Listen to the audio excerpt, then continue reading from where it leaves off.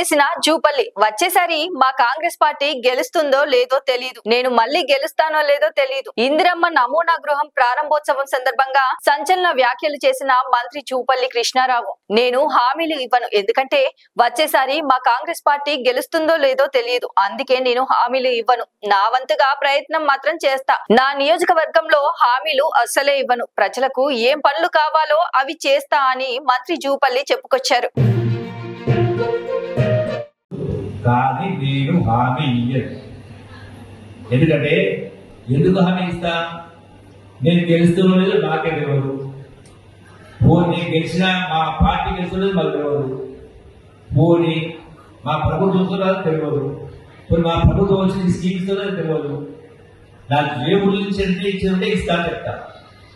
మరి ఎవరు ఇద్దరు కదా ఏమని తెలియడానికి అది మోసం పాడైతే కాబట్టి నా హామీ ఇప్పుడు కూడా మీరు అడిగినట్టు నా వద్ద ప్రయత్నం చేస్తా.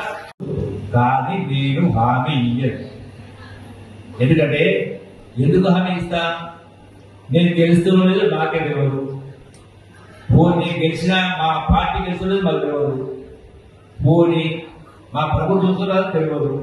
పోనీ మా ప్రభుత్వం వచ్చిన స్కీమ్స్ తెలియదు. నాకు ఏ ఊళ్ళ నుంచి ఎంత ఇచ్చిందంటే ఇస్తా చెప్తా. మరి ఎవరు ఇద్దరు కదా ఏమని తెలియడానికి అది మోసం పాడైతే కాబట్టి నా హామీ ఇప్పుడు కూడా మీరు అడిగినట్టు నా వద్ద ప్రయత్నం చేస్తా. కానీ నేను హామీ ఇయ్యను.